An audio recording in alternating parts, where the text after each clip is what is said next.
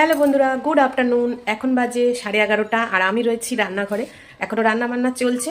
তো চলো কি কি রান্না করছি তোমাদের দেখাচ্ছি। তোমরা সবাই কেমন আছো জানিও।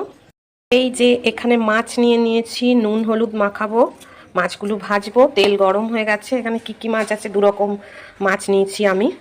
এই যে দেখো, এটা হচ্ছে সিলভার কাপ মাছ, এই যে, আর আছে রুই মাছ। তো আমি আজকে এই 2 রকম মাছ মিশিয়ে আলু দিয়ে রান্না করব। দিয়ে দিয়েছি, হলুদ দিয়ে নেব।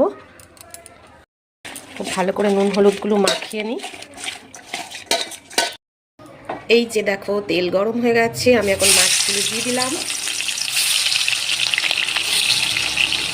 আর এই যে দেখো, এখানে ভাত আর আছে কুদুরকি আলু ভাজা, আর আছে বাঁধাকপি দিয়ে মাছের মাথা ছোলা দিয়ে রান্না করেছি।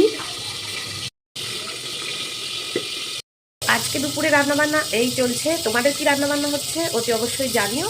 তো চলো এখনকার মতন টাটা, রান্নাবান্না সেরে নিই, অনেকটা বেলা হয়ে গেছে।